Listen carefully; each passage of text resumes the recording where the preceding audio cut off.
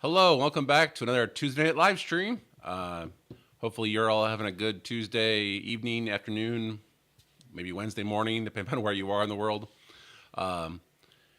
Just thought I would go back this week and revisit two subjects we've talked about in the past. If you were here last week, the UGreen NAS project is done.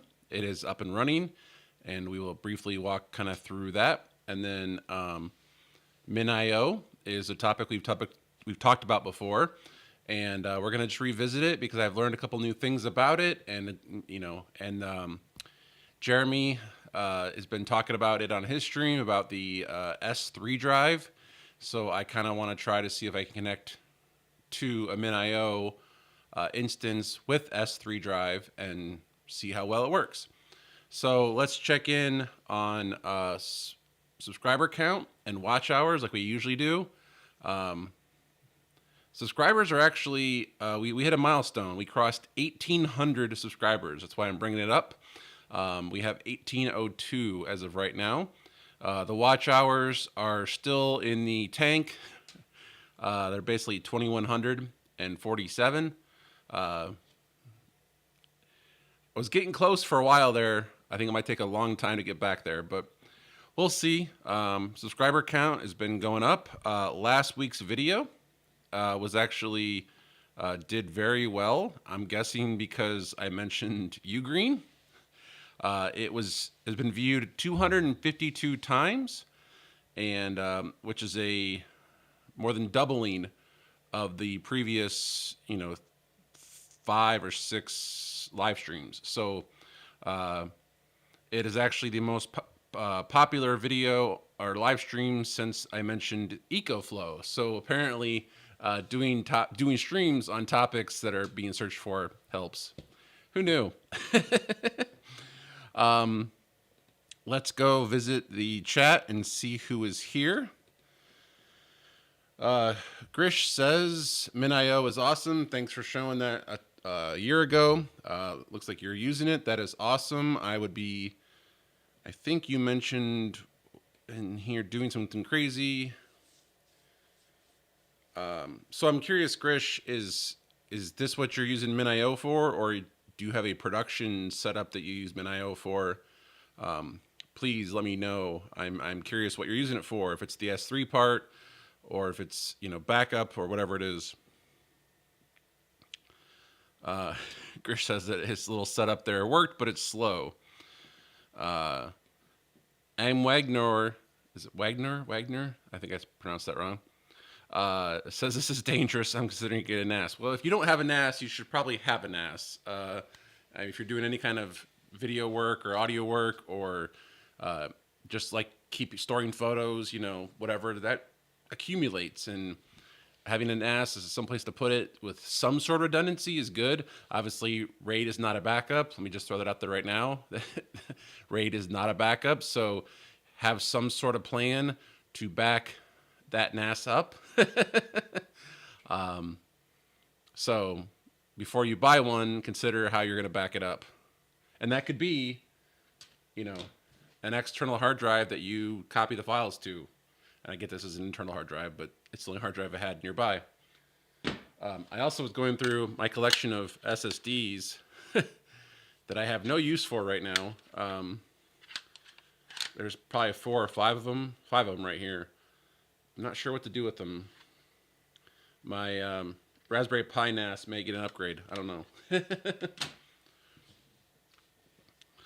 Jeremy is here. Speaking of Jeremy, I just mentioned you a little bit ago with the S3 drive. So hopefully you can learn something tonight.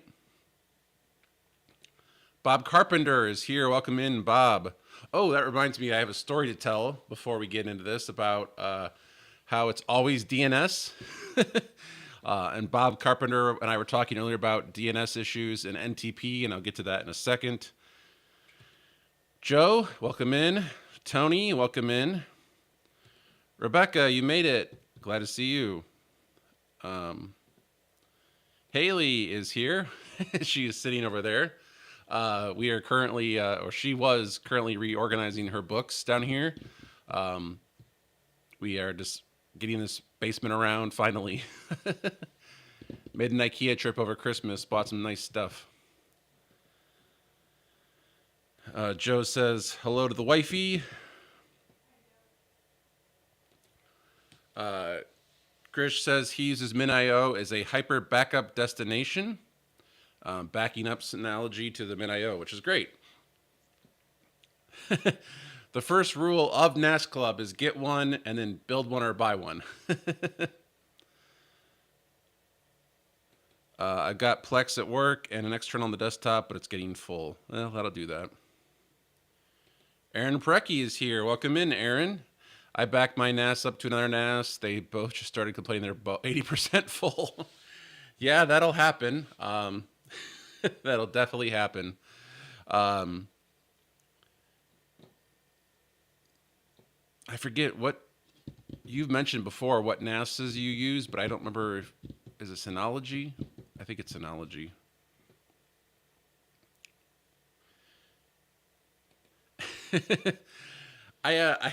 I think somebody did.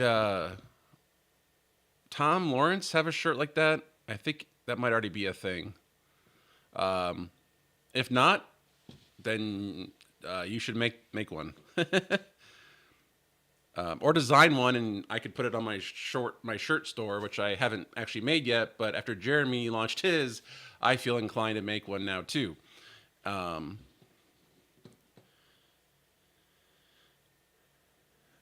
Ashley's here. Wow, the whole gang's here. Everybody's here tonight. This is awesome.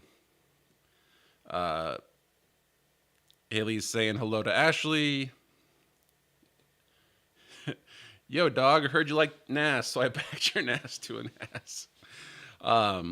Yeah, pretty much. Yeah, Bob says Tom Lawrence made that shirt. Yeah. Aaron says I use Synology. Haven't looked at anything else lately.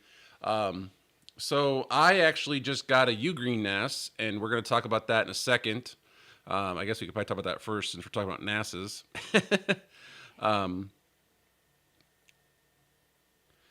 So Grish says, what's my opinion? So let's just talk about that.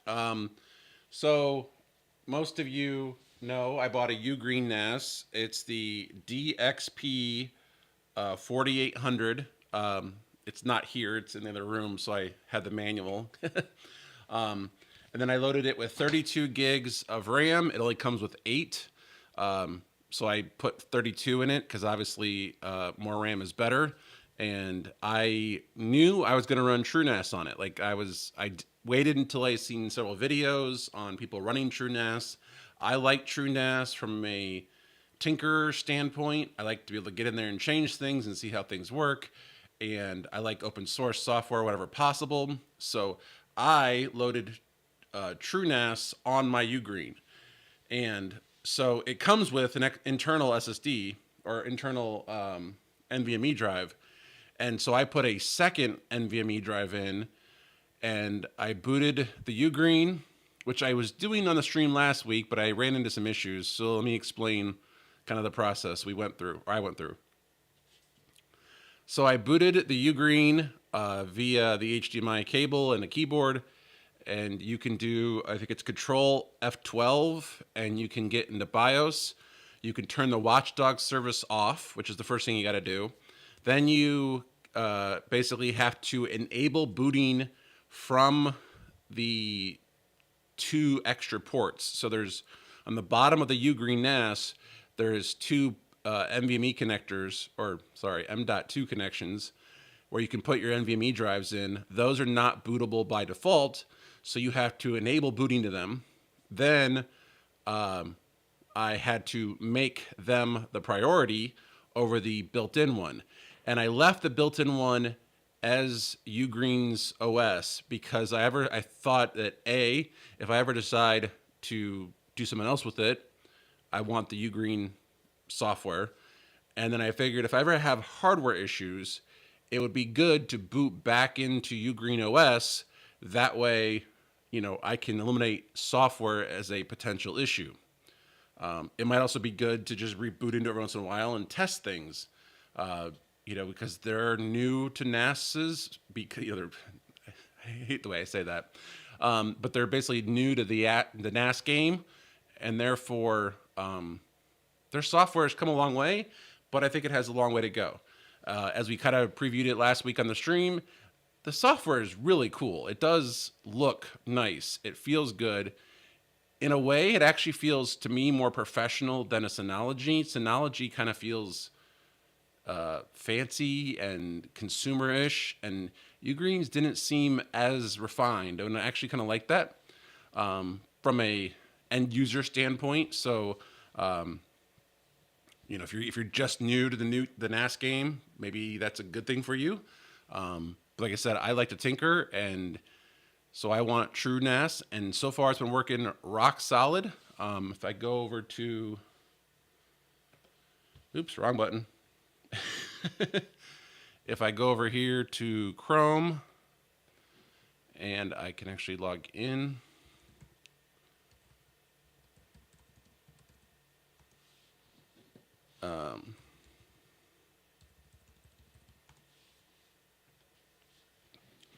And so here is my TrueNAS software running on that UGreen. 5 cores as expected. It's not really, of course, nothing's really hitting it right now. Here's my memory. I mean, I still have 7-ish gigs free. It's never really maxing stuff out, which is why I knew 32 would probably be okay. The services on here seems to be using more than it probably should. I have to look into that to figure out why, because the services really should not be using that much. I'm not running any apps, so thought that was interesting. Here is the 4-drive array. This is the array that I pulled over from the old system. I took the drives out, I put them in the new system, I booted up TrueNAS, and it literally saw it and said, here you go. It was great, worked the first time, no problems. Here you can see this is the 10 gig copper connection, and it is working. Here is the 1 gig connection. I'm currently not using it. I will, at some point, hook up both connections because I do plan on creating a separate storage network. I always, have heard and I thought about it. I recommend that you create a storage network so that things that have to talk, with files and stuff can talk on their own separate network. No device in the house except for the virtualization server has a 10 gig connection. So most things can come across the 1 gig connection and be fine because that's all they can support. And then the 10 gig connection will basically connect to my 2 virtualization machines, and they can talk, NFS or iSCSI or whatever it is I decide to do in the background, and they can have their own network. This will not be routed, therefore it should be pretty fast. Right now, this is on my main network, which is 10.1.1.x, and so everything right now is just kind of on the same network, but eventually they'll be on a storage network. So far, I'm loving it. It's great. While we're talking about NAS, I actually have this backing up to my little Raspberry Pi NAS. So, and I just tested this. I just did an update to it about 35 minutes ago. But I have this set up to sync my Nextcloud directory and my photos backup, which are not the same thing, but they're close. And they're both set up to back up to that Raspberry Pi NAS that I built a while ago. That Raspberry Pi NAS will eventually go somewhere. I'm just not sure where to put it. I want to have access to it, but I also want to put it someplace that, has a pretty good upload so I can, and download really, so that I can send data to it and get it back should I need to. So I haven't really figured out where to put it just yet. And it also makes noise, which is why I was joking earlier that these might go into that thing because those have the Raspberry Pi NAS has spinning hard drives currently, and they make a lot of noise. So let's go back to the chat and see what I've missed, because I'm sure I missed something, and it looks like I did. Oops, put chat back on the air. I agree with Joe that if you're buying a box and you want it to just work, I would buy a Synology. We have 2 Synology units at work. They have been nothing but rock solid. They are great. They are high performance. People edit video off of them all the time with no problems. So I do suggest a Synology if you're looking for something out of the box that just works. There's a lot of videos on Synology. But I would consider UGreen. Based on what I'm seeing so far, the UGreen hardware and software is pretty good. I just wanted to be able to tinker more. Bob says the brand of his NAS on his shirt is NAS-T. It makes me LOL every time he wears it. Yes. Actually, Haley, who's over here now organizing her scrapbook area, said, "You're nasty" one time. And I was like, what are you talking about? And then I realized that I was wearing the NAS-T shirt. You were really offended, though. Because I have a Tom Lawrence shirt. I have a SoCal broadcast shirt. I have an Aaron Breckie shirt. And I need to go buy a Jeremy shirt. I need to get another YouTube shirt. I could probably wear YouTube shirts all day long. Or all week long, I mean. Rebecca says that she put my stream down as a calendar event. That's awesome. Joe says, nice NAS. Thank you. Jeremy says that's one fat NAS with a PH. That'd be a cool shirt. Yes, that would be good. Fat NAS. You can use that idea, Jeremy. Take that one and run with it. Speaking of MIO, do you know you can have an S3 backend for Nextcloud? I just saw a video about that. I was not aware of that, but that is pretty cool.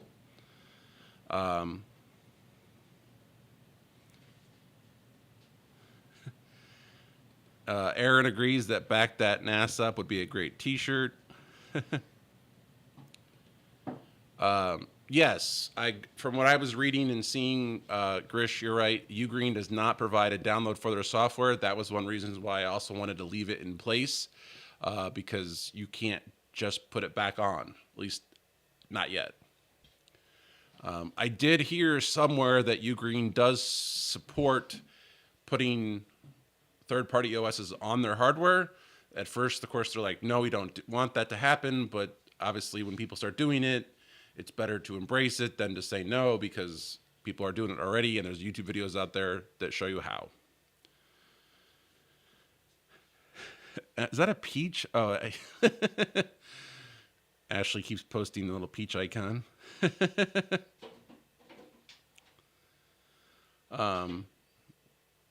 So Grish, you mean to back that NAS up? Yeah, the chat's kind of got off the rails a little bit, but that's fine. Oh, this is good. If you don't back up, I'll kick your NAS. That's a good one. I like that one too. If you don't back up, I'll kick your NAS. Ashley says, don't be a NAS. Bob says, it's a pain in the NAS.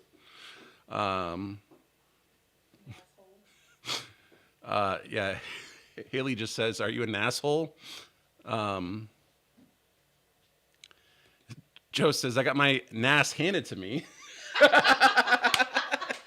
Ashley, I'm sure. Yeah, did Ashley give you that NAS? Tony says, kiss my NAS. That's a good one. Yes, I have a little pie NAS.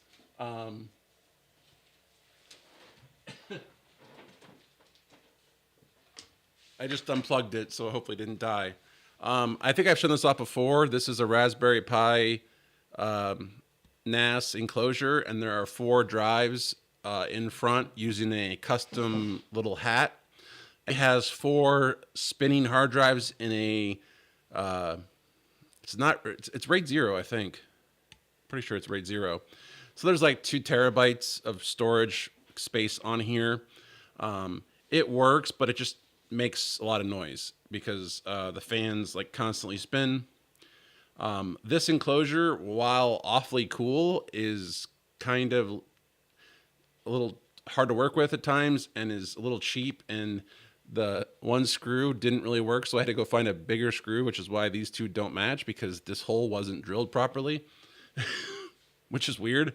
But overall, it does work. It takes a little bit of customization in terms of your OS to get the screen to work, but I do like it. And so my current thought process is I have two 500s, a 1 terabyte, and then that's a 240. So I guess I have 2 terabytes, 200. I could put like 2 terabytes of SSD space on it, and maybe make it quieter so it doesn't make as much noise. I don't know. We'll see. But I forget who did this. I think it was Don Lon. I forget this guy's name. He has a YouTube channel on. He doesn't really post a lot these days, but he was the one who suggested this, and I bought it a couple years ago, and it definitely is cool. So, in terms of Raspberry Pi cases, very, very useful.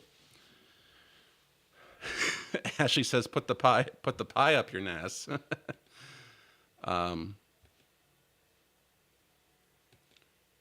And did my chat stop responding? Looks like it did. That's interesting. Okay, Aaron asked, actual question. Is it important the separate network be separate physically or VLAN? Let's go back to the chat because I'm sure I missed something. I think it's okay to do it on a VLAN as long as the links aren't being saturated. So obviously, if you have a 10 gig trunk and the devices are 1 gig, you can have several VLANs running at 1 gig across that 10 gig link and you'll be fine. So I think it's okay to have a storage network be a VLAN. Obviously, if you want pure performance, separate would be better. But we have VLANs at work that are like server and user and wireless and whatnot, and they go across the same link. There's no real problems. So I would say you could definitely just have your storage VLAN and be fine. The key to storage networking is to not run it through a router. You do not want to have it going through some sort of router because obviously that's a slowdown.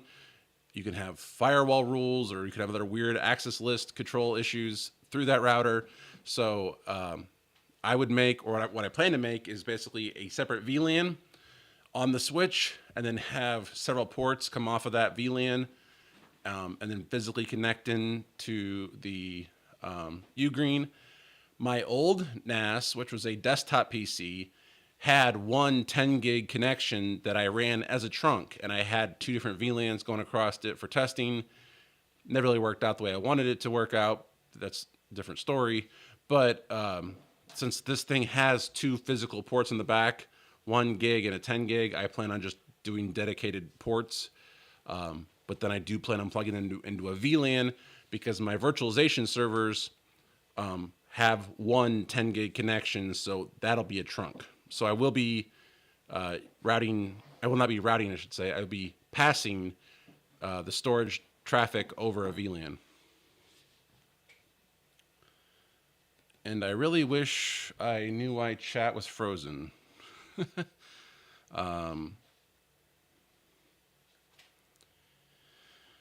Oh, come on.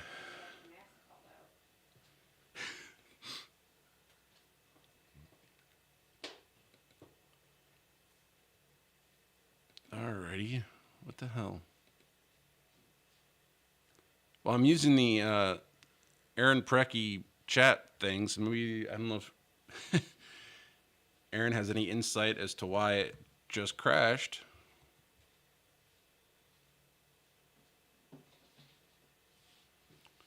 I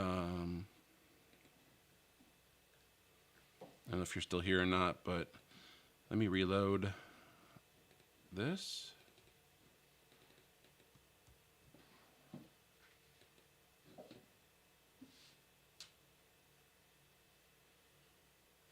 I don't know what this is going to do. Hold on a second.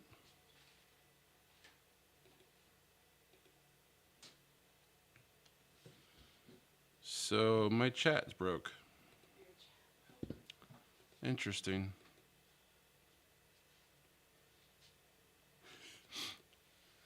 So that's interesting. It's working on my phone. Sorry, the chat window works, but not the on-screen display. I can't get it to update. Use my phone so you can see what people are saying. No, I got it here. Thank you, though. Bob says, I may not be a broadcast engineer, but I play what at work.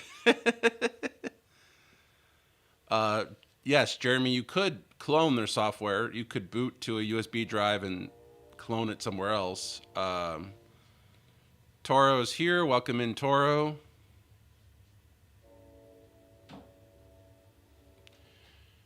Grish, why would UGreen not allow another NAS? I mean, I think their issue is support. I mean, most companies don't want support calls that aren't for their own product.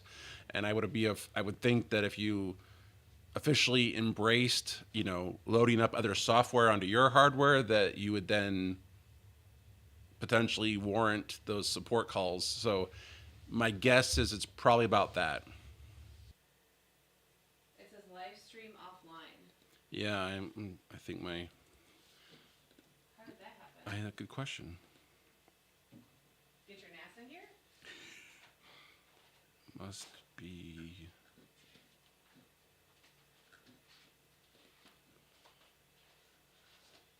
All right, looks like we're back.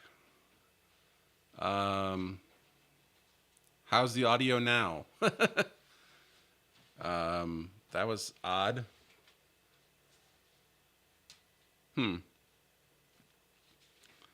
Looks like everyone says we're back up and running, so good. Good.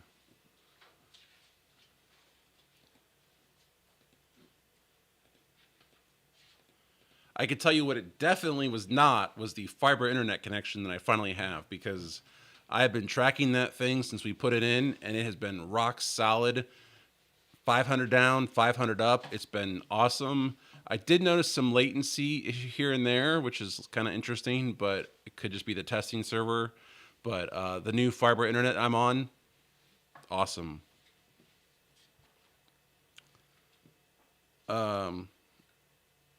All right, wow, I am way, way behind. Toro says that his NAS has 112 terabytes of raw storage, 8 times 14. Wow. I'm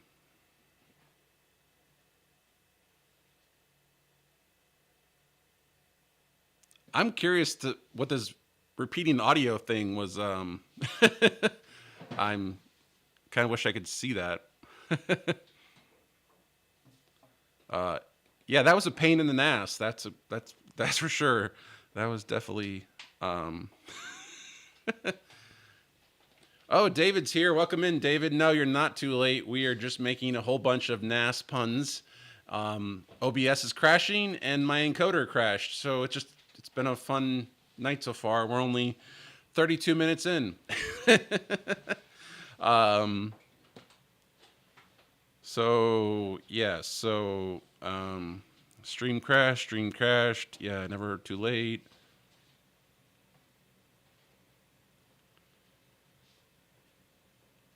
Yeah, maybe it was David's fault because David popped in and it crashed. We're gonna blame David. It was not a Windows update, but could be. You're back.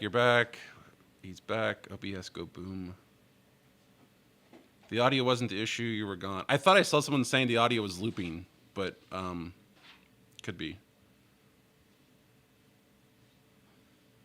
Toro said, knew it was not the fibers. Yeah, it had to have been the encoder. I just rebooted the encoder and it worked. I did realize, actually, today that the encoder is not part of my fly pack. So I have a whole rack of gear just off camera, and with monitors, a mixer, my switcher, a network switch, all that kind of stuff. Companion is over here. The encoder, for some reason, is not plugged into the same power strip that the rest of them is. So when I shut off the rack at the end of the night, I'm not actually shutting off the encoder. I thought I was, but it's not. So the encoder's been running for like a month straight. So the fact that it bit me is not surprising. So I need to replumb power or whatever it is so the encoder actually gets turned off and doesn't just sit running. The other thing I was thinking about was back to my FFmpeg idea was I do want to see if I can make it act as an encoder. And so like I would like to get back to my FFmpeg webpage and basically be able to enter a stream key, enter some settings, and then hit stream and actually see if I can use FFmpeg as my encoder on a separate virtual machine on a separate virtual server.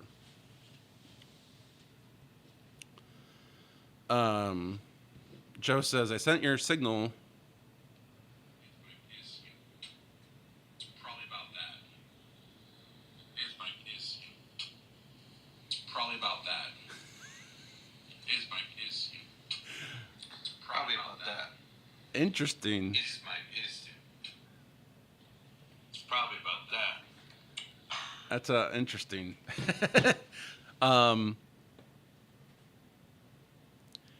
Yeah, the stream was offline, so you probably missed some of my reaction to the NAS jokes. That's probably true. Jacob Johnson wants to know. Mine is not.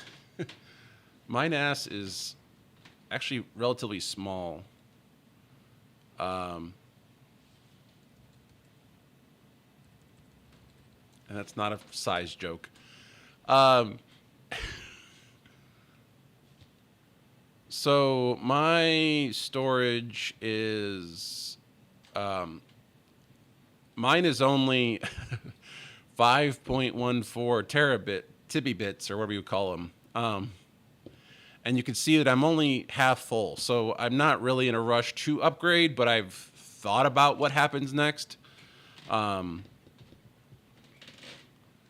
So I am kind of curious. What I've heard and what I think I can do is simply replace drives one at a time, and then eventually it'll grow to the new size.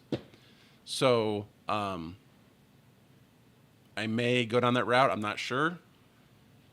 The other option is you buy a second NAS and you have two of them. I don't know. I'm not sure. Or no, we're not going to blame you, David. I was just having fun.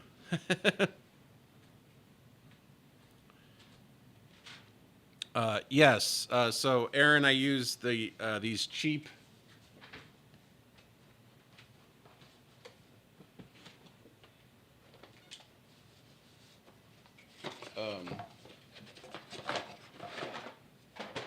I use these cheap generic encoders.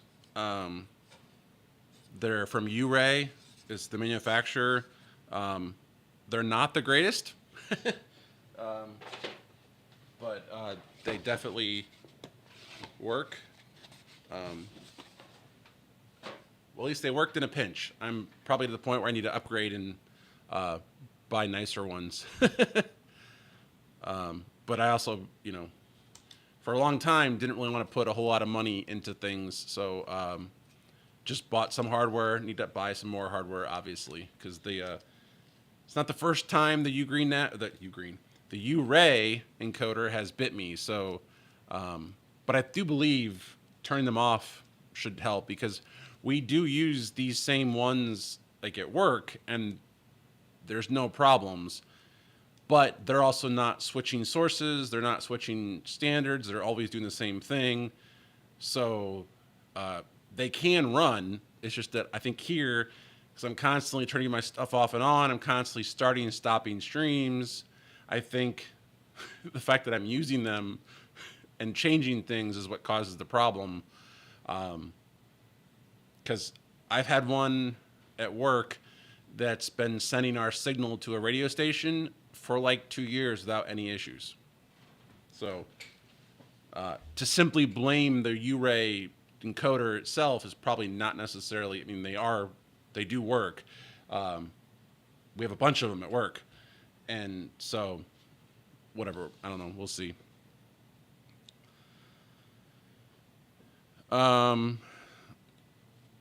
I set up 50 terabytes at a previous employer for work purposes and have a 16 terabyte at current. You have 16 terabyte mirrored at your current employer. Wow. Um, the the two Synologies that I have at work, one is 72 terabytes and one is 96, I believe. I don't think anything crosses the 100 yet. I know it doesn't cross the 100. So I want to say it's 72, and I think the backup one is bigger.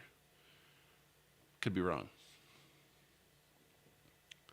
But for personal, it's only 5 because I don't really have a whole lot. But that, like I said, that is growing, and I do have Plex on there, and I do plan on ripping more movies. So I obviously will have more storage needs soon. Yes, Joe hates that U-Ray box, and I can understand. I did kind of hear you sing on the signal. That was pretty funny. I'll go back and listen to that again. Tony says he has 1 U-Ray encoder and 3 Ray decoders sitting in a pile on his floor. Yeah, is that back when we did the SRT test? Where Joe and I sent you via that SRT. Was that the same thing? I assume it was.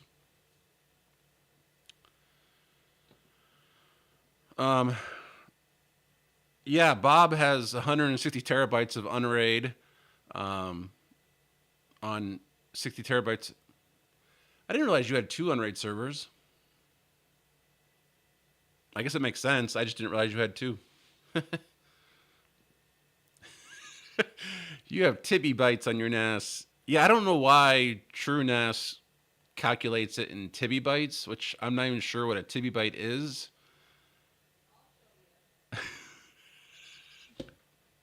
Ailey just says, I'll show you.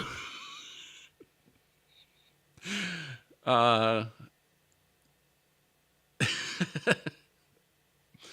all right, so David says he decommissioned 5 terabytes and has a current 14.6. I currently have plans for building a new 35. That sounds like a good one. Aaron says, cheap and generic. I guess that explains it. Yes. Yes, it does. Those are not very expensive. So that's why I have them here. I do remember you talking about, was it not Magewell? Was it Magewell? The one that you were saying that you recommended? I forget which. Was it Sunday? I think it was Sunday. I never watch live. I always watch behind, so I think it was Sunday that you were talking about your Magewell. This is true. I've heard the stories about Black Magic's needing rebooted every week. I mean, Black Magic products generally need to be rebooted every once in a while, but especially their streaming device. And I've also heard that they don't do very well with with bandwidth issues. And so, is somebody messaging me? Yes. Ashley Trelly is developing a shirt right now.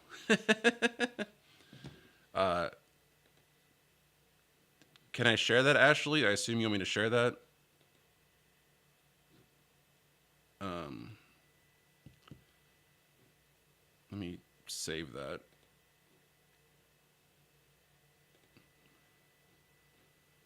Oh, I should say, Ashley, can I share that? Ashley says yes. So let me.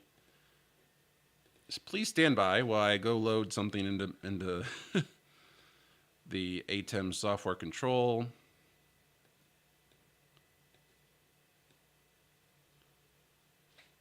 So this is the T-shirt that Ashley just made.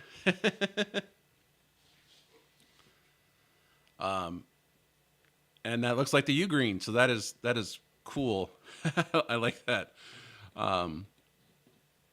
That is awesome. Bravo, Ashley.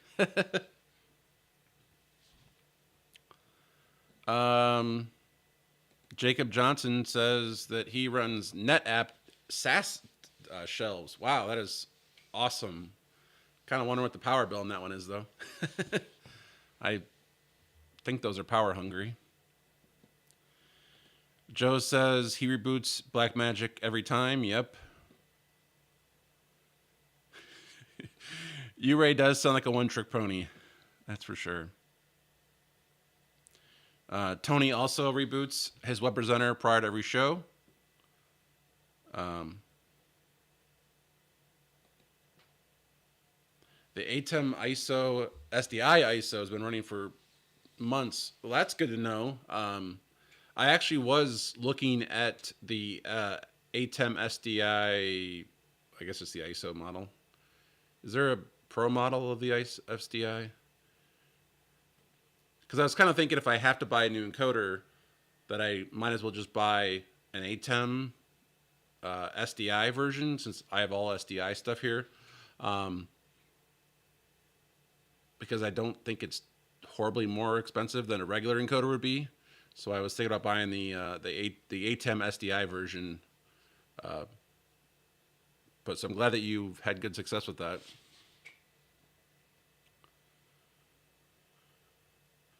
Bob's responding to Tony. Tony confirms that yes, that was from the SRT stream.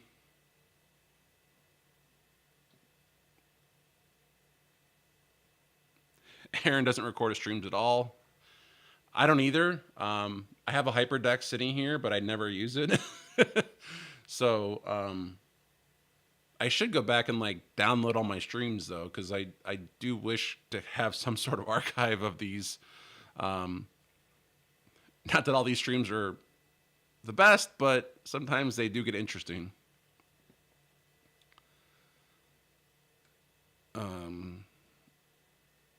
Talking amongst themselves. Yeah, that was that's kind of my thought right now. Is I'm kind of figured I'm kind of down to one NAS, but I wish I had my old one running, but I took the hard drives out of it, and I don't want to use that really old desktop. So what do I do now? Well, currently I have it backing up here, so I guess I could, in theory, buy new drives and then restore from backup, but we'll see. Oh,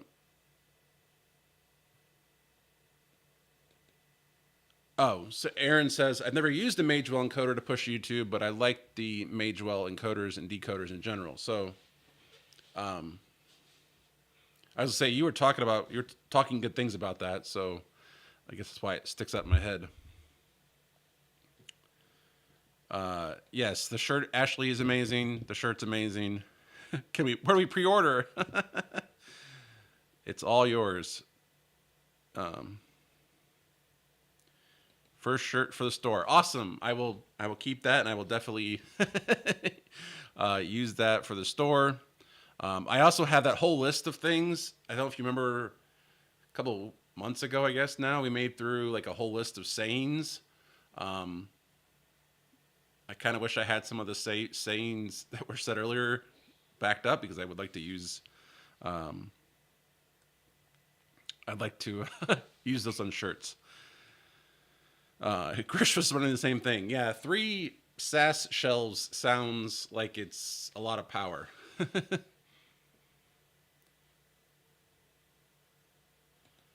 Except for the first one, I build my NASs. I used old desktops. I mean, I still have the one on the wall over there. It's an old desktop, and it's literally like screwed to the wall. But I realized it was 10 years old, and I'm not kidding. It was 10 years old. So it was time to replace it. And I always wanted an enclosure or a NAS that the drives could pop out the front to make swapping them easier. And so I thought it was just time to finally spend some money and get a real NAS with modern hardware, and not just be modifying old desktops, because that's what I was doing. Kind of like my virtualization servers. I had desktops as virtualization servers for a while, and that just wasn't really good. So I finally got my hands on real servers. They were used, but nonetheless. Hold on, I have a cough.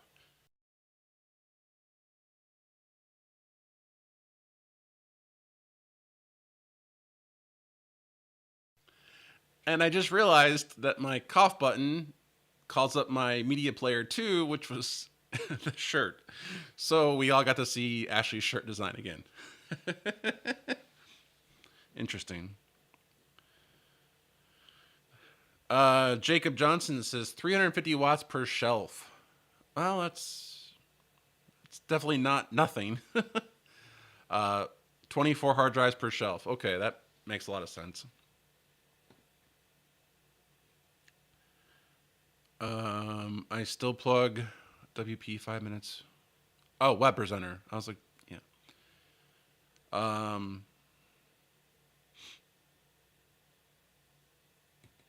Yeah, the ATEMs are nice. I've heard too many issues about them trying to stream with weird issues with their streaming. It kind of scares me about them.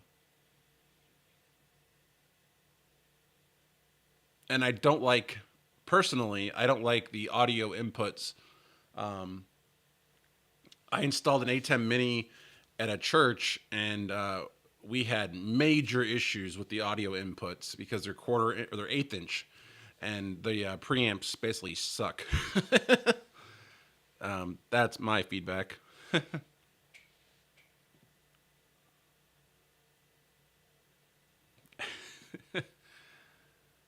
Well, the encoder is not the issue, and the switcher is not the issue.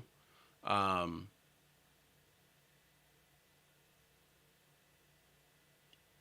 what is keeping me from 1080p? Oh, it's the camera.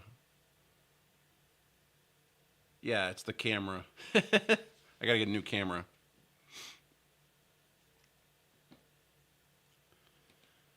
They don't have a non-ISO SDI version with record streaming. Oh, okay. So it's SDI with no streaming, or it's SDI ISO that does streaming. Yeah. Okay. Definitely don't need ISO recording,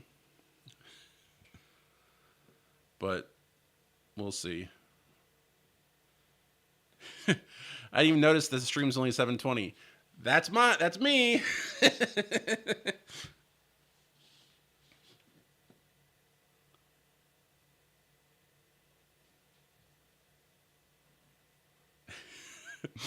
um, yeah, it's a whole thing.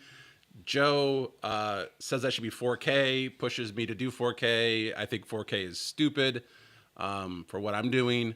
There's no reason to do more than 720p, in my opinion. Yes, I guess 1080p would be a slight upgrade, but also I'm just a talking head and I show web pages. Not exactly thrilling content that needs, high resolution. I'm not doing sports.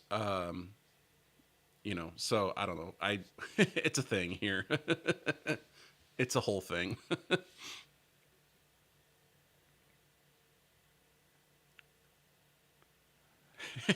Yeah, see, Grish knows. And you didn't even notice. Therefore, I proved my point. Ashley says another option in Signal. Okay.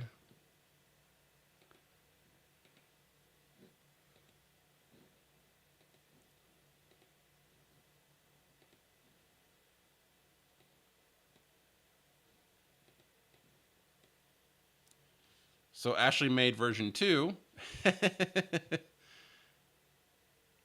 which is awesome. Definitely nice. Very cool. Thank you.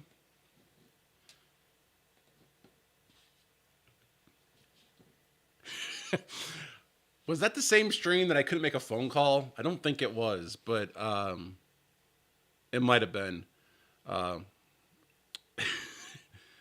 Yeah, there's been some epic. For those who don't know, there's been some epic failures on these streams, and at one point, I literally couldn't make a phone call.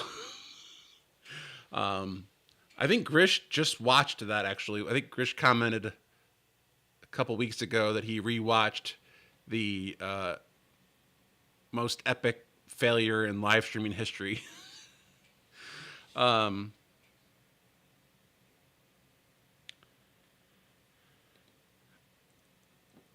Yes, Grish.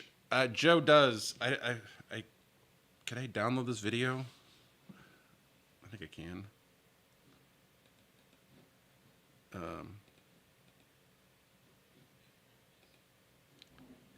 Let me take a screenshot of it.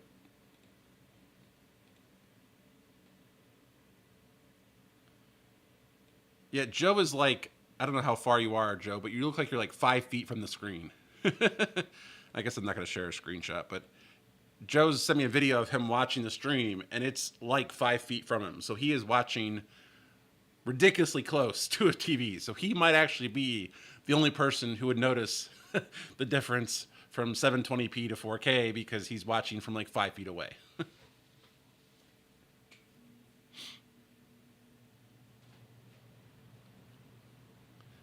The streaming gods did not like David, and his key light died out. Well, that's not good. What key light is it, or what do you use for a key light?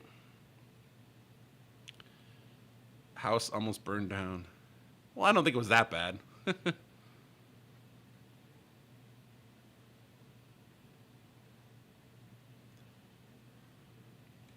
Yes, see, that's true. Most people watch on this. In fact, you might be the 6% of people who watch my streams or my videos on a TV, because YouTube just the other day said that like 6% of my people watch on TV. 6%, that's it.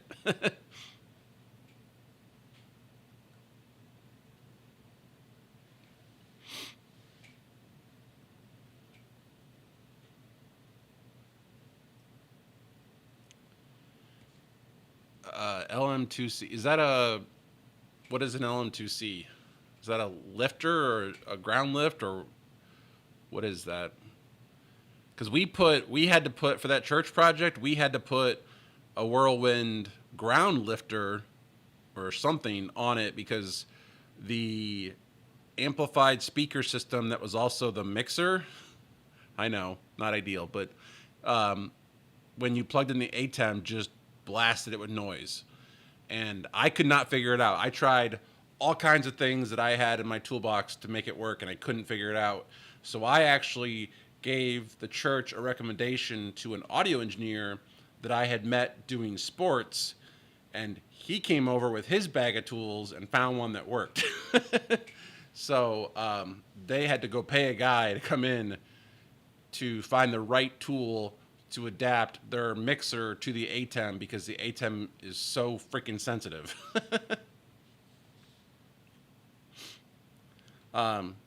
Yes, the camera behind there is currently like an old camera, and I don't think it does 1080p. I think it only does 720p. Like, it doesn't do 1080p. So I need to get a new camera. Well, it's not black and white. It's at least color in HD.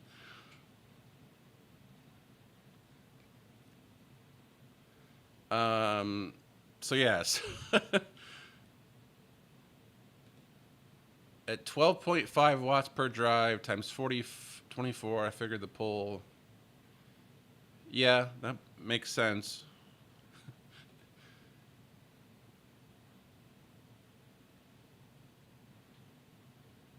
Oh, I could make a joke about that, but I'm not going to. Yeah, the preamps suck.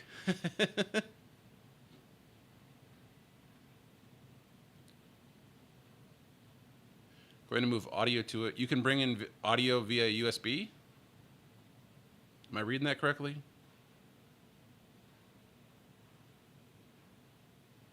Well, 1/4-inch jacks alone are going to be a huge improvement over 1/8-inch jacks. I wish the things had XLRs. Of course, mine has an XLR, but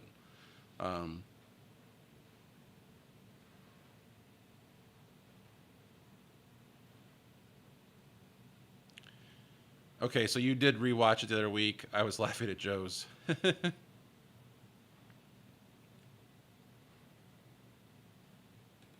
We tried that. It didn't work.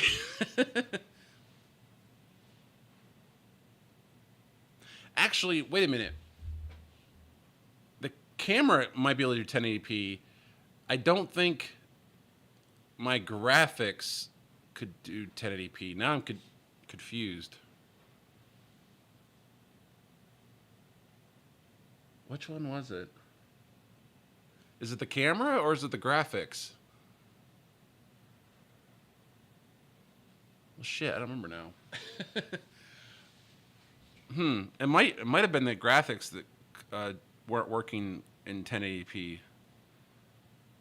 Because back then, I think it was a desktop PC that I had underneath the desk, and I don't know that it could handle. Oh, now I'm confused.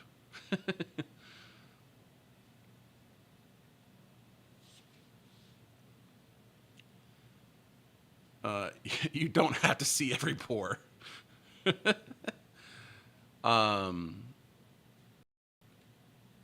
Okay, so Bob makes up 3%, the other 3%. Remy Toro makes up the other percentage.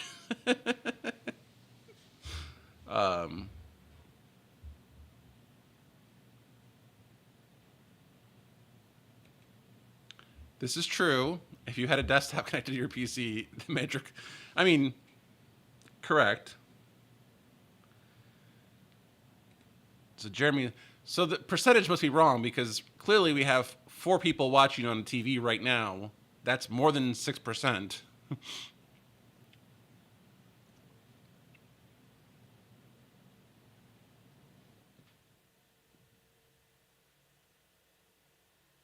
Yes, it is an old throwaway camera from the TV station.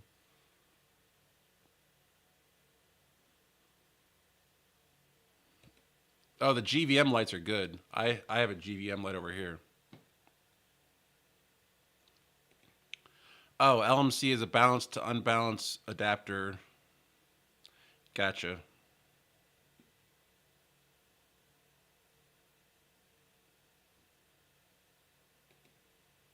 I have a small Viltrox or Viltrox, whatever you light here. Does it even work? Nope, that is a doornail. These are cool though because the batteries. Oh, my dog's still here. I didn't realize the dog was still here. They have USB-C ports, and so you could charge this little adapter with a USB-C, which is pretty cool. I do want to get like this mounted over here as kind of like a second light, so I could have key and fill. But I need to get a stand and some way to mount it like there, and then obviously power it consistently.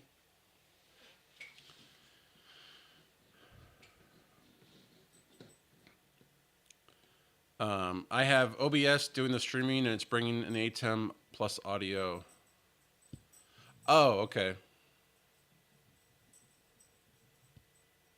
Gotcha.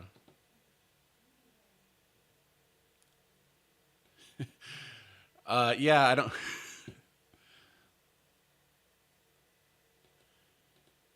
Yeah, now that I'm thinking about it, it might be the old Decklink card that I'm using that was just not outputting 1080p. Because I think the camera can support 1080. I think it does.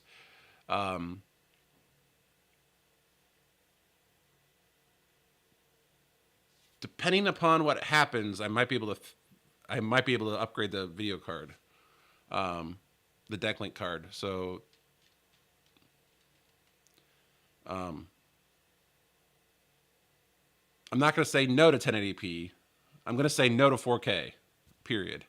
But I might be able to upgrade the Decklink card soon, and then I could try to do 1080p again because I think everything else supports it. Yeah, I'm pretty sure everything else supports it.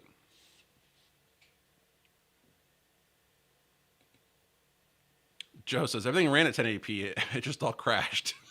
Well, same result, I guess.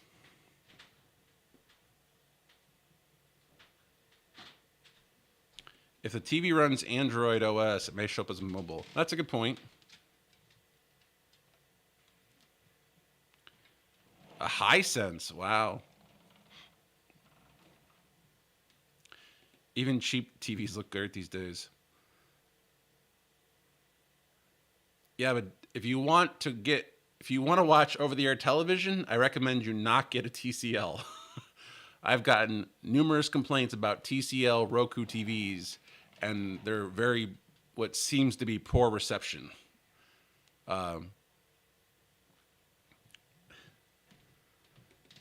Yeah, Puka was laying right here, like next to me, for like an hour, and I had no idea she was still here because she came down while Haley was working on the books, and she was still here.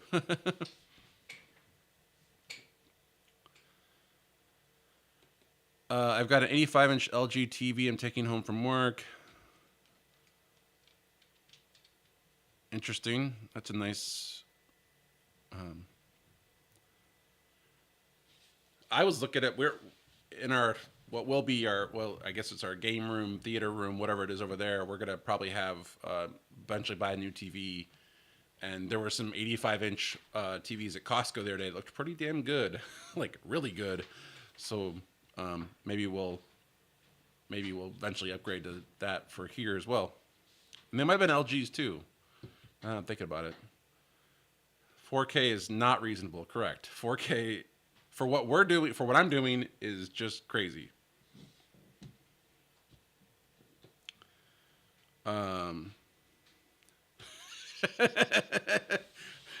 Understatement of the year.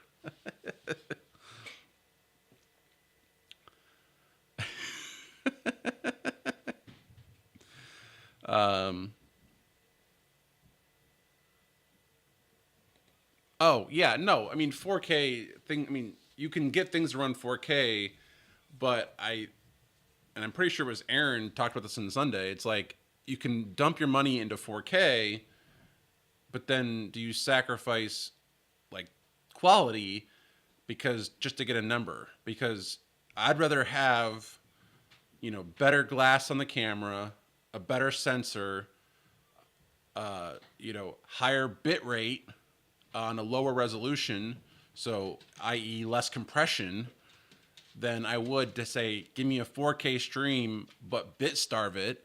I mean, my stations run, each station has multiple subchannels, and with the encoding still being MPEG-2, and we're doing 480, yes, 480 SD, a couple of those channels look pretty damn good on big screen TVs, and they're only SD.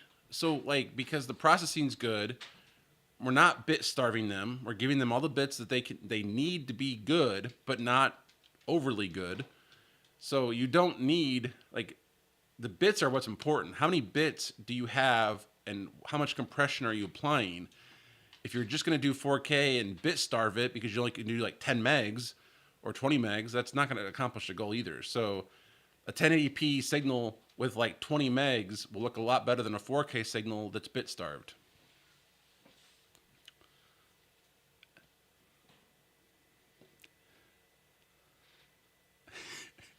I'm not going to try 4K. I'm just not. Unless I do like a stream like this on my phone where I'm like, hey, 4K, look at this, I'm 4K. And nobody wants to see that. I'm just saying. I have a pair of TCL Roku 55s. Yes, their tuners are garbage. I get a lot of complaints about the tuners in those, and I get a lot of complaints about Vizio TVs and audio issues. I still can't figure out how the one viewer got a brand new, according to them, they got a brand new Vizio TV, and it was programmed for French, and it kept changing the audio on them, and they took it back, and they still didn't get it figured out until they called me, and then I finally said, "What is your language set to?" And they said it was set for French. So Vizio TVs have audio issues and crappy remotes. TLCs tend to have crappy tuners.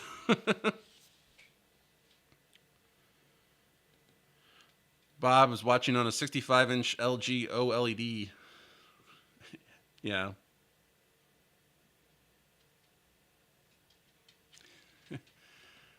David's going to go 4K. Oh yes, I was eventually going to talk about NTP. We got completely derailed on the subject of so.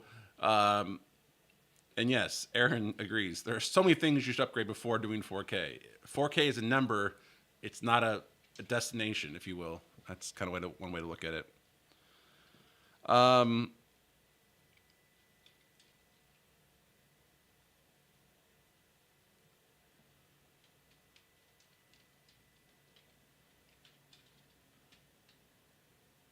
all right, so NTP. And this is where the phrase "it's always DNS" comes in. Although I have a slight update for this. Anyway, long story. So we have software-based encoders at work. Um, the name's irrelevant, but basically they run as virtual machines, and they've been running. They make the signal. They take all the inputs. They encode them, and then they combine them together, and they spit out a signal that we send to the transmitter that you watch at home. And they're virtual machines, and so it's all software based. So a couple months ago, really, started getting this complaint about closed captioning being behind, but it's not behind for viewers. It's only behind on the name's irrelevant. A certain provider. So closed captioning is delayed on this particular provider's equipment and for their viewers only. Nobody else has this issue. So company A, company B, company C don't have this issues. Over their viewers don't have this issues. Company D has this issue. So I'm like, well, this is just making no sense whatsoever. Why does this one company have an issue when nobody else does? But okay, fine. We're going to look into it. Can't figure out what's going on. So then the engineer from another station contacts me and says that the Tableau over-the-air tuner DVR box is having problems with our signal as well. And I'm like, well, that's interesting now that one company has an issue and then there's one hardware manufacturer that has an issue with our signal. What is going on here? Like, this is weird. But again, I'm looking at the output of the encoders. The encoder's fine. We have test equipment. It's fine. There's nothing in the logs that show me any issues. I do not understand where the issue's coming from. We're not hearing any of their complaints that are widespread. It makes just no sense. So finally going back and forth, this company, this provider, and I have a conference call, and he shows me on logs, like visual diagrams, like here's the problem with your signal.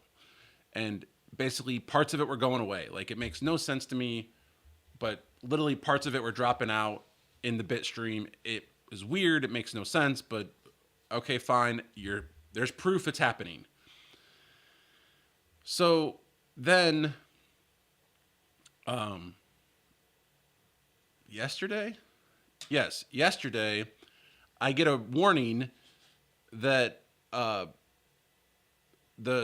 video router is out of sync. Like, the controller has no sync. It's not like black reference or video sync like I usually talk about.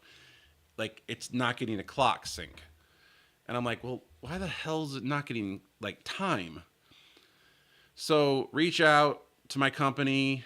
The company responds with, yes, the DNS entry for the NTP server was wrong, and we fixed it. So it got me thinking, okay, well, how long has it been wrong? Like, is that been our issue? Is the issue that our encoders have had the wrong time? So I reach out to the fellow engineer who has a Tableau box at his house. And he reports that ever since the time's been fixed, his Tableau has been working great. No issues whatsoever. He watched it for several hours last night and an hour this morning, and it used to break up every 5 to 10 minutes. It had no breakup at all last night or this morning. I was like, great. Wow, who knew? So I don't know how long NTP has been out. It could be a day, it could have been a week, I don't know. But it seems interesting that now that I know NTP is working for sure, all of a sudden the Tableau issues are gone. So I turn on this provider's feed and closed captioning is great. I'm like, well, wait, maybe that was the issue for both issues were both related to time. It turns out that's not the case because the provider is still having issues, but the Tableau is working great. So at least we fixed one of the issues. I think I've realized now where the other issue might be coming from, although I won't know for sure until tomorrow. But we have an A/B switch. So we have two encoders, and there's a switch that fails over between the two of them to make sure that we always are feeding a signal no matter what happens. That switch has a bad power supply in it. It's redundant power supply, but the one is bad. Because if you unplug one of them, the power supplies, the switch just drops. Like it bounces. So it's always on, off, on, off, on, off. Obviously not good. So the one power supply is already known to be bad. We discovered that during a UPS swap out where we had to unplug half the power and that unit did not hold. So I'm already aware of an issue with that switch. So today I bypassed that switch and we are currently running on with no switch in line. And so I'm curious to see what happens with the closed captioning tomorrow. If over 24 hours it drifts back to what it was, or if it stays constant, which I hope to God it does, because this is frustrating dealing with this issue. So basically, that's the NTP story. I know I reached out to you, a couple of you today, to figure out what you guys do, but I need a way to monitor NTP and tell me if it's down, because I was not aware that it was down. And that might have been a source of confusion or a source of problems, because encoding apparently is very time dependent. At least I'm gathering that. Or Tableau is time dependent. I'm not sure where the actual issue comes down. But basically, that's my NTP story. For those of you who have reached out today, that's why I was asking about how do you monitor NTP. I need to know if it's down, because obviously NTP is important. At least it sounds like it's very important to our encoders. So, no, NTP is not NAS talking persons, but that's funny. Alrighty, so let's go back up. Blah, blah. Yeah, I talked to a lot of people who are jumping cable or satellite and switching to antenna. I talked to probably one a week.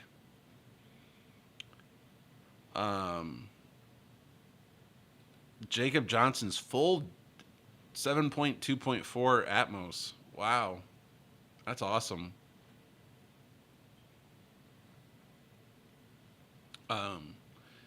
When we redid the theater room over there, I measured and I can actually do 110-inch screen is what will fit on the wall.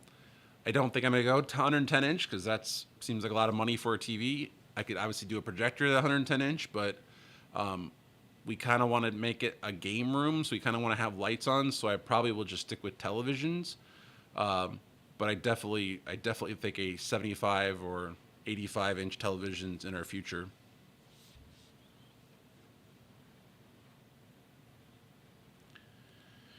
Time drift can be slow. There's only server at work that is air gapped and it only drives 3 minutes, about 2 years.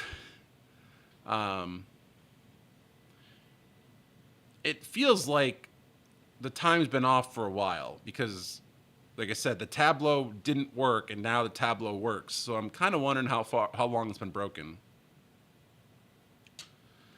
Time.is is a great tool to find out how off your clock is. Interesting. Time.is.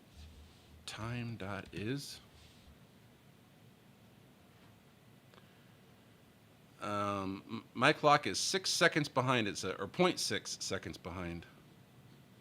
Interesting.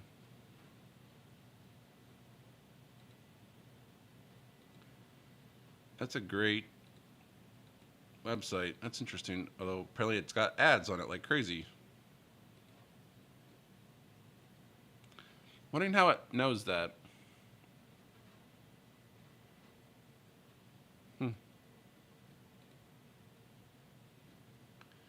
Alrighty. So 11 viewers, 11 likes. That's great. Just checking in. Yes, it has ads.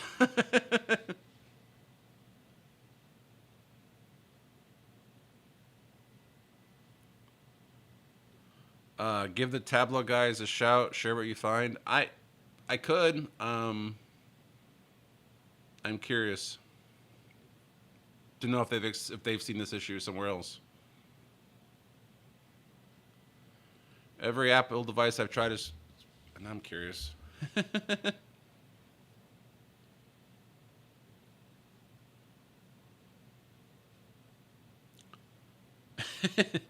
My Android, it says I'm 1.3 seconds ahead.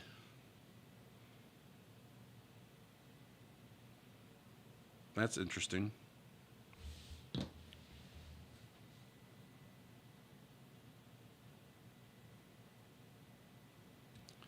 NTP is not TCP, so monitoring can be tricky. Yeah, I mean, that's kind of why I was curious, like, how do you test or how do you measure it?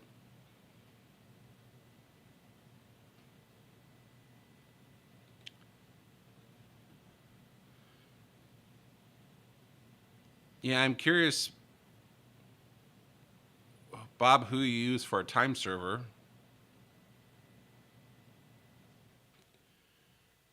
Oh, it's entirely possible, and I think you're probably right. I think it's probably been, it may be have been off for a while.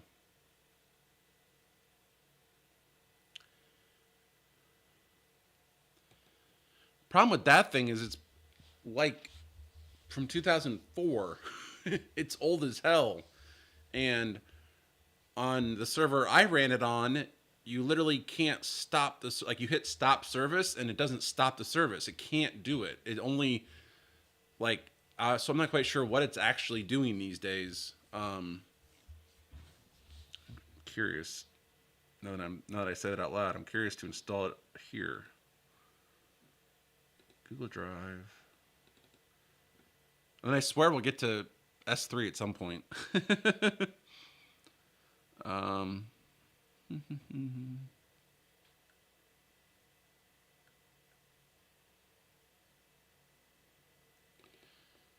right, I'm gonna install this guy's time server and just see what it says, because I'm curious now.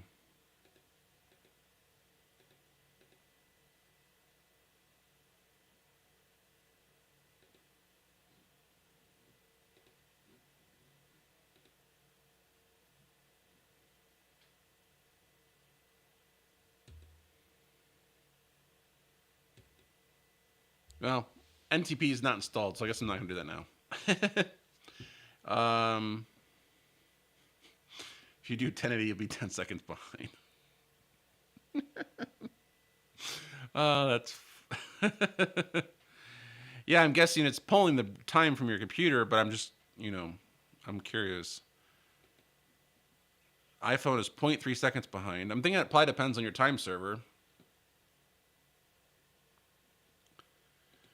Yes, that would be, I remember seeing a video like that. Somebody did a video on, and Jeff Gurling done a video too. Yes. Somebody did a video on getting GPS into pfSense and having it be your time server, which I thought was interesting.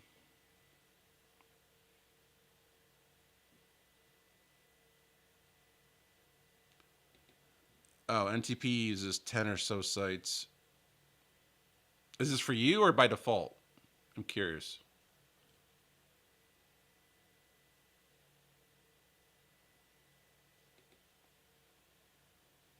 Interesting.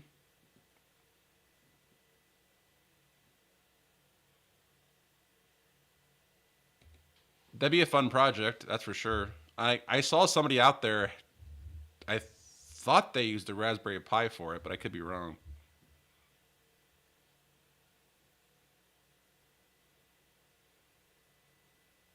Yes, like I said, somebody did that. I forget who did it.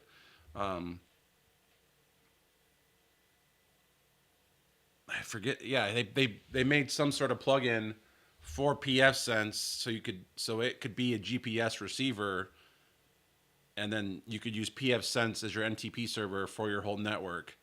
I currently have my devices pointing to my pfSense box for time, so things that can use it will use it.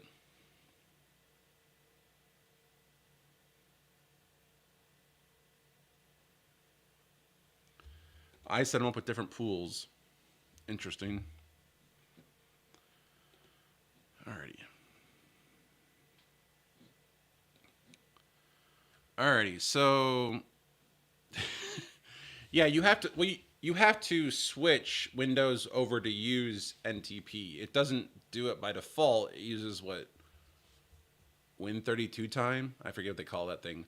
But you can switch Windows over to use NTP and then feed it an NTP server address. I think I've done that at several servers at work. You tell them to switch to use NTP instead, and then you point it to a server. And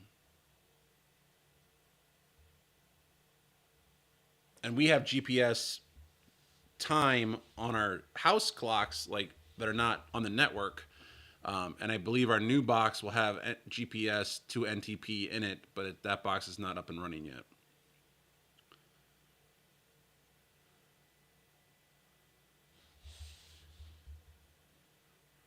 Your Windows box no longer gets time from...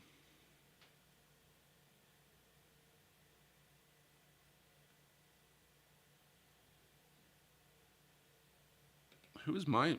Okay, now I'm curious. What am I using?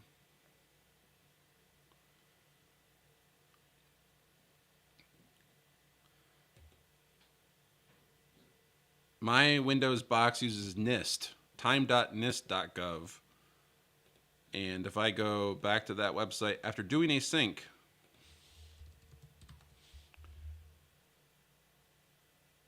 I'm now worse. I just synced with time.nist, and according to time.is, I'm now further behind than I was. So that's interesting.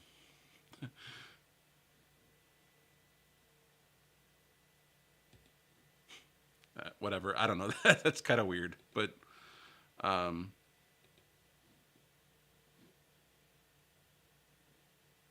interesting.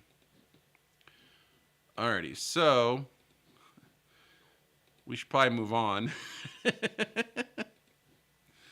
and actually get to my main topic, or my other topic, I should say, which was S3. So, Minio, I should say. So, some of you remember that a while back we talked about Minio. Well, after Jeremy mentioned using S3 Drive, I kind of did a deep dive back into Minio, and apparently replication now is like stupid easy. So I wanted to spin up 3 Minio instances, and I did watch a video on this. So in full disclosure, Medium Guy, who is linked down in the description, did a video on this using Docker. And so for the simplicity of this example, I'm going to follow his video and use his video as my guide to this little demo. So on my Docker instance, which is a virtual machine, I have set up and downloaded a Docker Compose file from Medium Guy, and so basically it's this. It's basically 3 instances of Minio on different ports using horrible username and passwords, but basically it's the same thing 3 times. So I just wanted to show to you. Again, I referenced his video in the description if you're interested. So so now I'm going to do I was for Docker sudo docker Oh God, what is it? I always, hold on.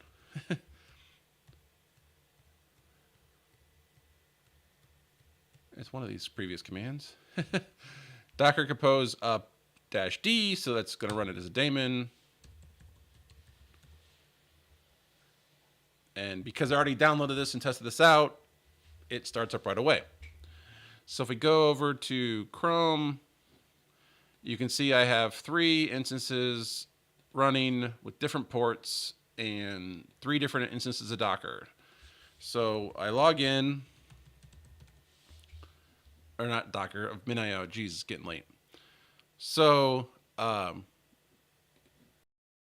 my whole point behind is trying different ways to store data. And, you know, because as you talked about earlier with the NAS, NAS is one box. You have to replicate the data somewhere else or back up the data somewhere else to have good thing. In theory, you should have 3 copies. So with the popularity of the cloud, which is just someone else's computer, as you all know, and S3 is becoming very popular. So I was thinking to myself, okay, what if I could build, let's say, 2 boxes here and have data here and then 1 offsite as an offsite replication? Or I'm taking it to the next level, like what happens if I need high availability storage at work or wherever, and we have good internet connections to other sites. So what if, and this is just a theoretical thing I'm playing with, I haven't done this yet, but what if I built a server at my station and I built a server at another station, and then we built a server, let's say, across the country. So let's say we have city A, city B, maybe they're close together, and then city C is literally on the opposite coast. So what if we could set up and build storage that we could write to and read from that is local, but then is also replicated to 2 other locations, so therefore you have redundancy. But then those 3 stations could write to their local server and replicate to us. So in theory, we could have 3 servers with 3 stations all backing up locally, or should say not backing up, using the local server as their storage server. And then it's automatically replicating to the other servers. So that way, if one goes down, with either a Nginx front end or some sort of high availability proxy, then they could just switch over to using ours, or we could switch over to using theirs if it goes down while we fix it. So,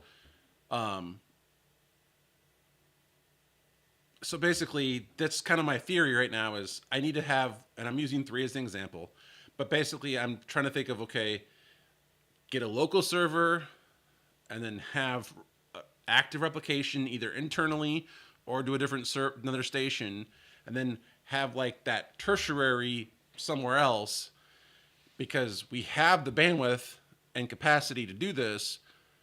I just need to kind of do a proof of concept. So here we are. That's now the background kind of thing.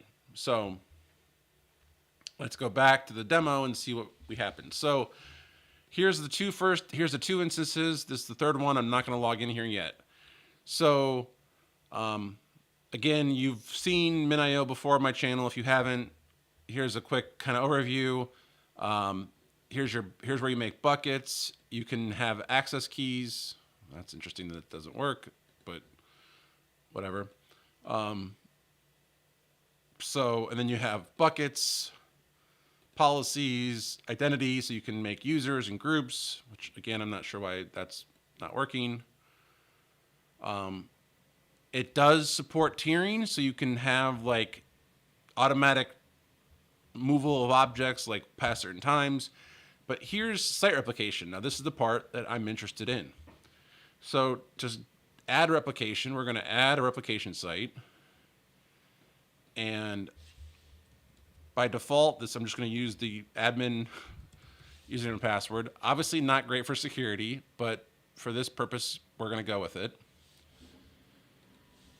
So we're going to call it site A, and then we're going to do site B.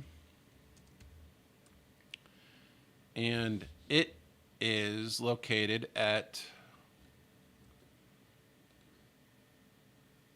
oh yeah, so it's, they use 9,000 as the port, so I think in this case, oh crap, what did I set up? What did that? In this case, it's 9020. So 9020 admin password. So this is local. This is in theory site B. Save. Well, shit. Why does this not work?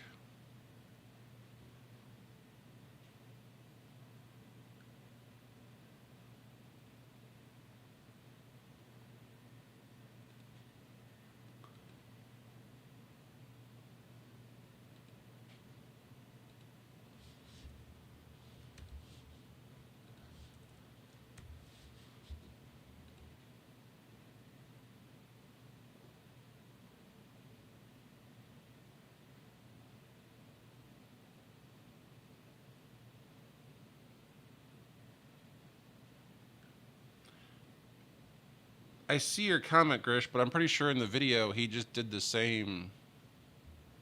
He didn't need access keys.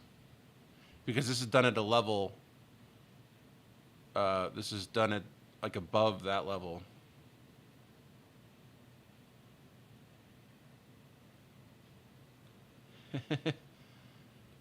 Oh, that's a good point. What if I refresh?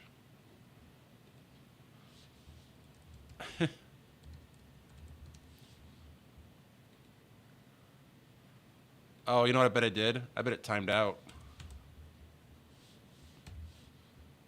I wonder if it timed out.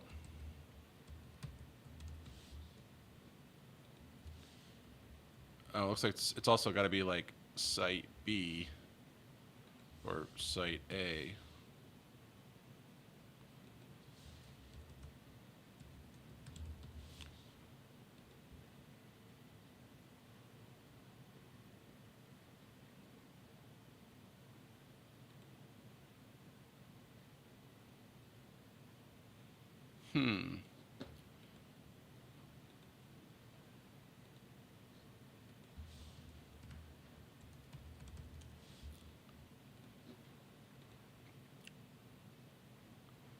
Well, this is a lovely live demo, as always. We're doing it live.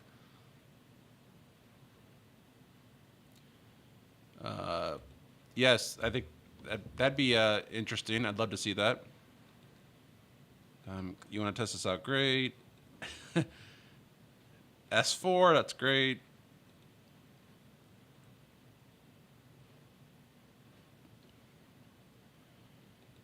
David says this will work fine as long as you have proper equipment. Yeah, no, it definitely, you gotta have the proper stuff.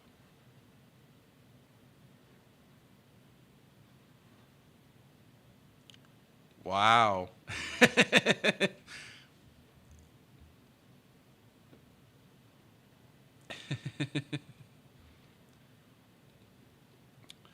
I don't think it matters, but now I'm kind of wondering. Although in his example, he didn't do it. Why is this not working? Okay, now I'm curious.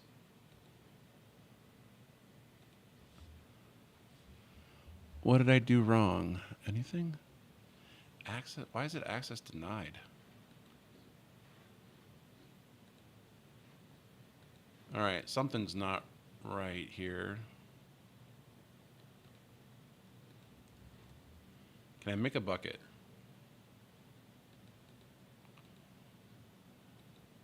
Can't even do that. So this is some sort of issue with them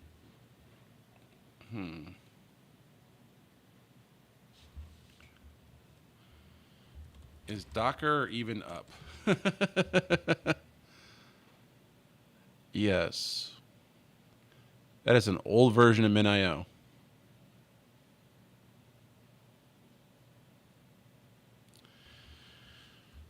Okay, hold on a second. Let's bring it down. This work. I don't know. The live demos always suck. No, it does not have to be HTTPS.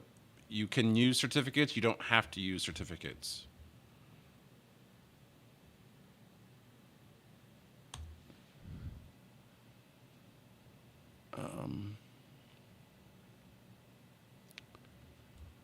Oh crap! I didn't do that right. Sudo, because you got to be sudo. What if it's a version? What if it's just? I'm gonna be stupid and just go here and go latest.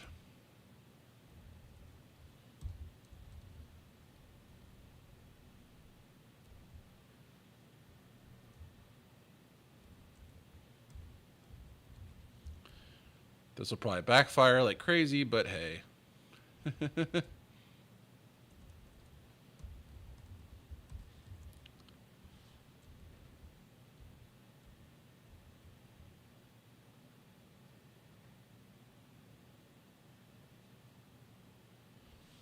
Isn't Docker fun? All right, so refresh, admin. Can I make a bucket now? Okay, so we're already doing better than we did before. Delete bucket. So now we're gonna go down here to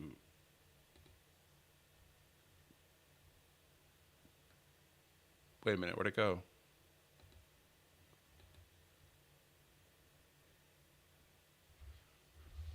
Are you kidding me? Did they take it away? Well, this is stupid.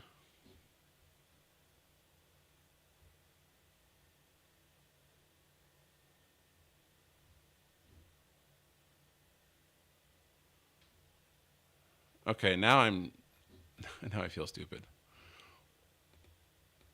Do they not have the ability to do it in here? Apparently not.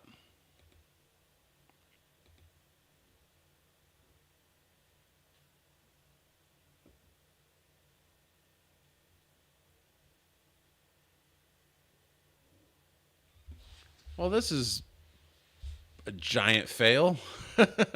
What else is new? Enter endpoints. I guess I watched an old video because this looked crazy easy in the previous video I watched.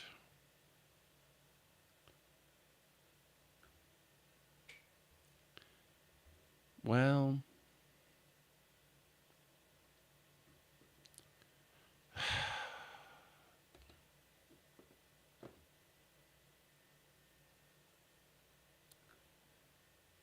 description. Apparently they got rid of that deprecated.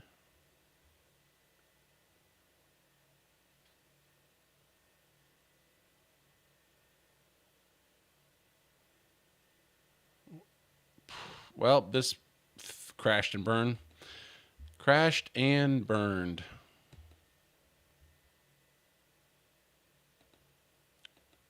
Wasn't that glorious?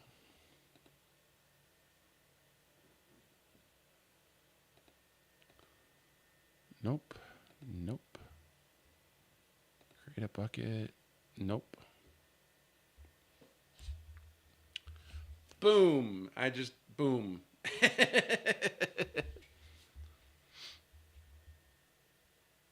Wait, Grish says it's still there. It's under the bucket now. Okay. Test bucket. Create a bucket.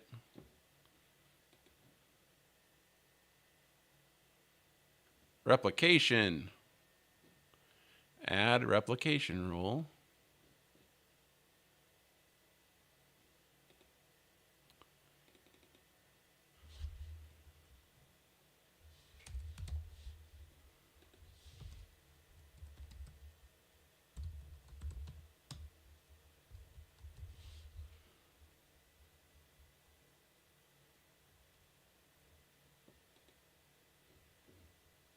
You have to, oh, you have to create it there too?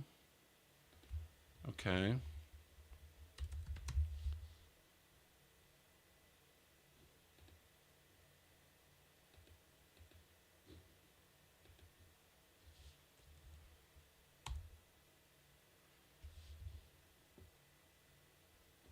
$9,021.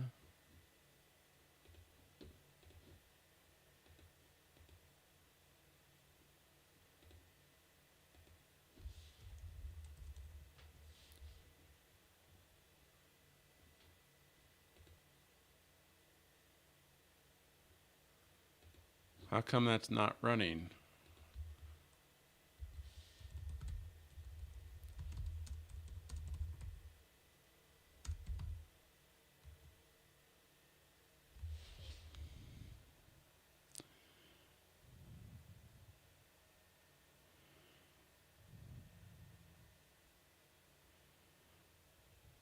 $9,000. Yeah, that should be working.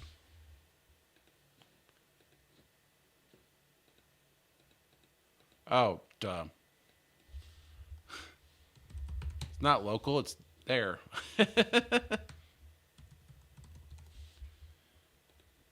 Create a bucket, test. Create bucket. So now if I do this, save. Nope.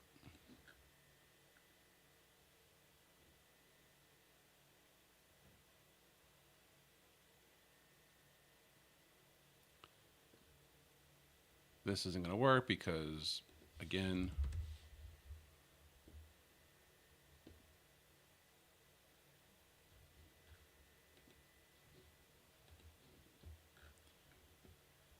target.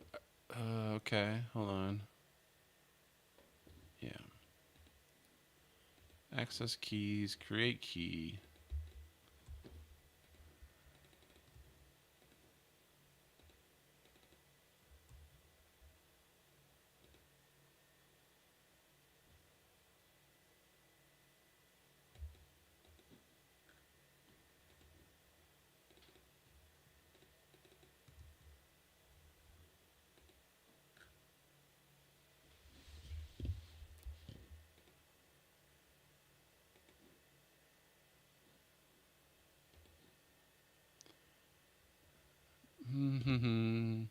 All right, what did I do wrong?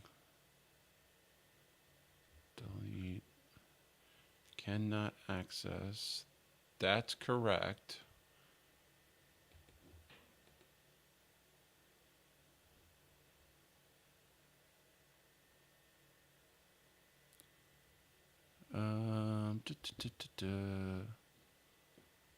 Does it need a region? It shouldn't need a region, does it?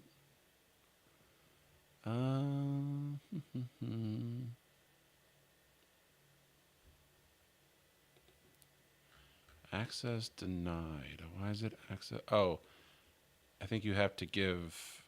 Hold on. Buckets, test, access, policy, access, users. No?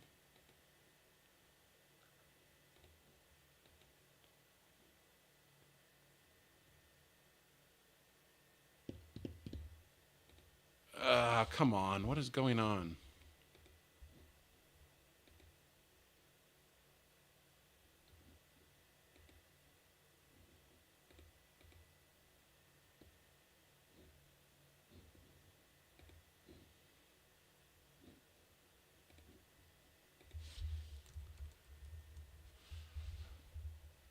What if we? Nope. Okay.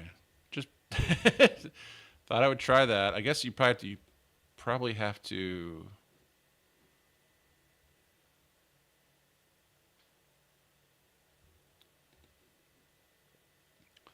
So David, this is the other. This is the other one. This is the other. So I created the access key, but the access key doesn't have any permissions. That's probably why.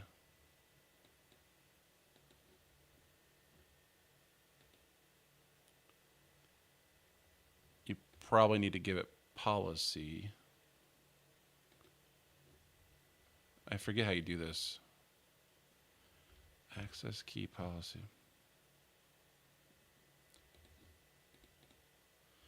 Open the other server, and in the browser, you go to that port and do an API.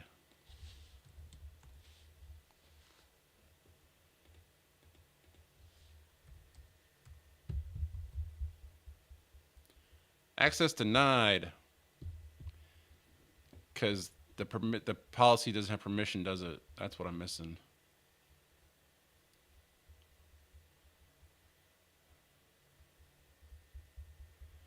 So I got to give it a policy that says I can actually access it.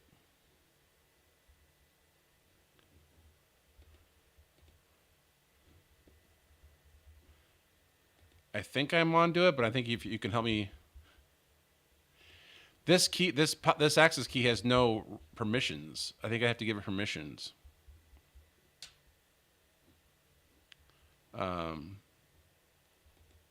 Because like, if I go into here, if I do this.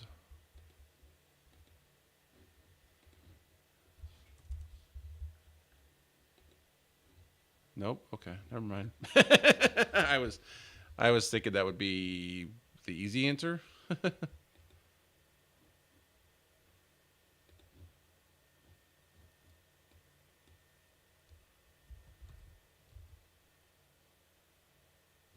If I just do this.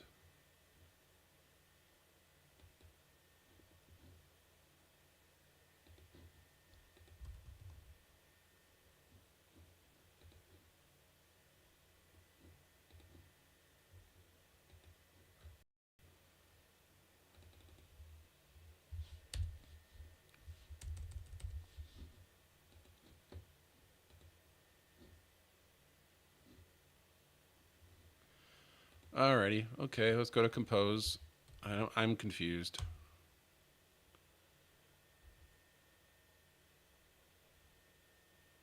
What did I do wrong?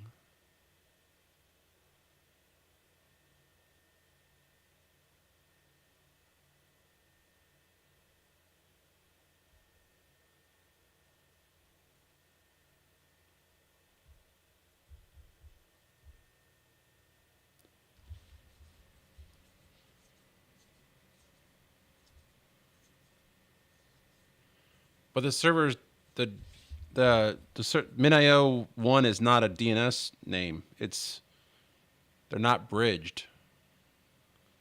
They're only behind the ports. I never actually been able to make a bridge network in Docker.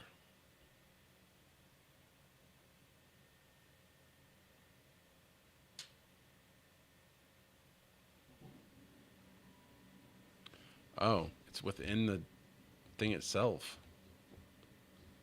Okay.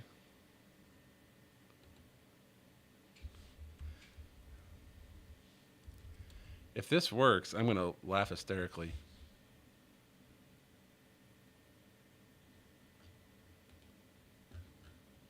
Wait, this would be 2.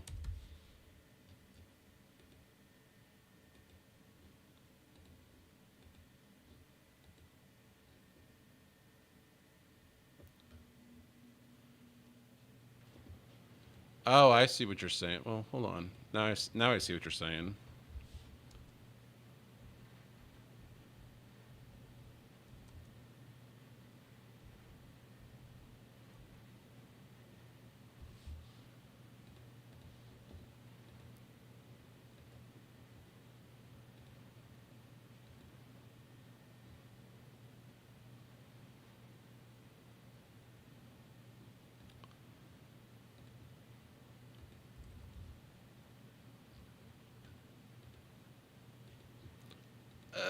Come on. Well, in theory, this is supposed to work. We're just going to say that. Well, this doesn't have any Minio 2 9020. Oh, but I need that damn key again, which I don't have anymore because...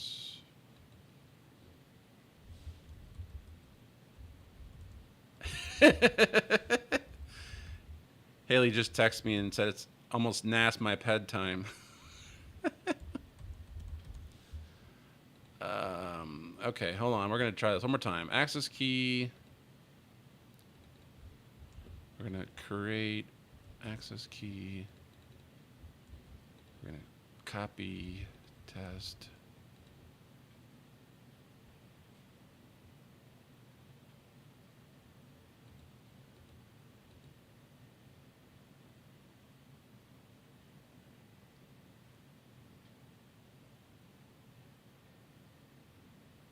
Create. Yes.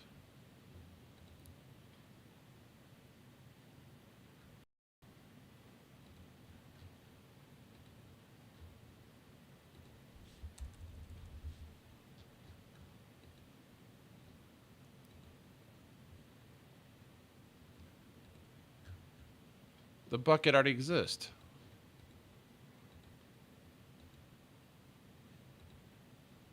It already exists.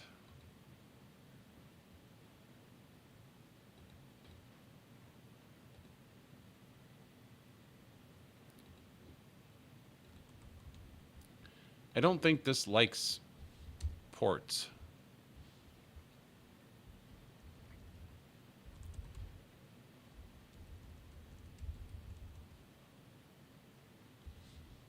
Oh, this is on. Never mind. That might have been the issue.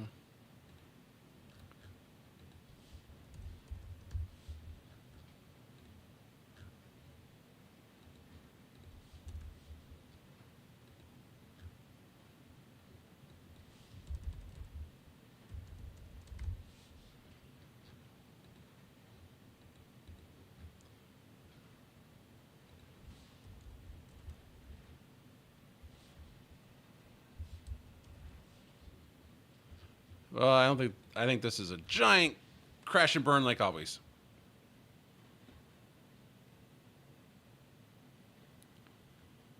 I don't think that's gonna work, but we'll try it.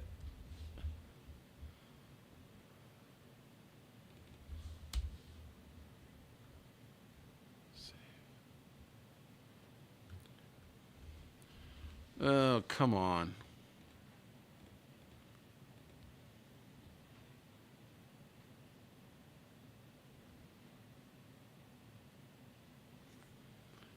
Come on. What is going on? Why does this not work? TLS is off. Man, I don't think that doesn't seem to make sense to me.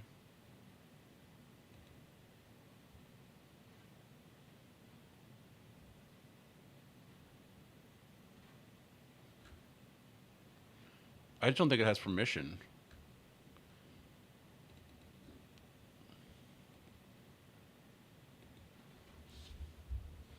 Wait, what happened to the first bucket?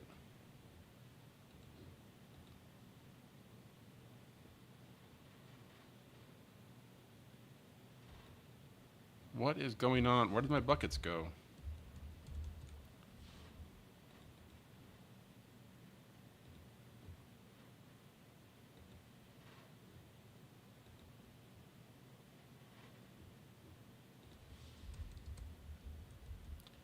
Well, this was another epic fail. Live on YouTube. Add this to the list.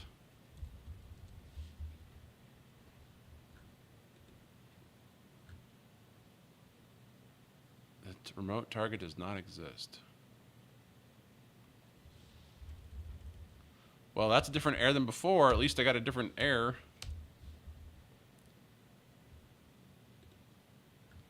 The remote target does not exist.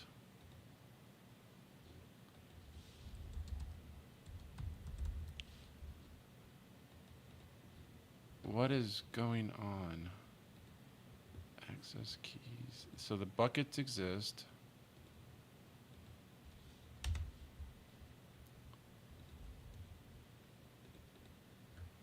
Now it says access denied, which is different than what it was saying before when it said unreachable. So I think your DNS thing is correct, David.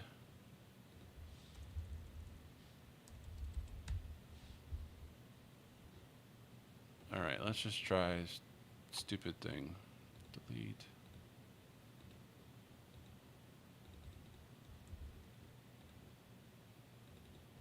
Oh, you know what I did? I don't think I actually saved.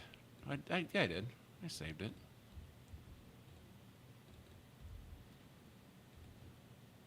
Create access key.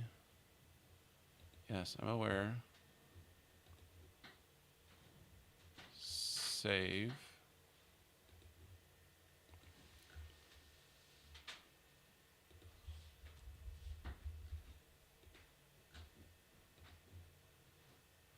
Yeah, I think the access key doesn't have permission. That's the access key needs permission to write to buckets. I don't think it can just get in. If I remember correctly, like I think I have to.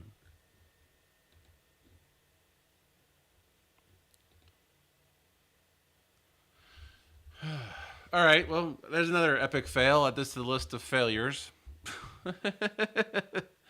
I'm gonna call it a night. I guess we'll revisit this maybe next week. um, hopefully you all had fun. Hopefully you learned something. Let me know. Leave a comment. Thank you for watching. Have a good night.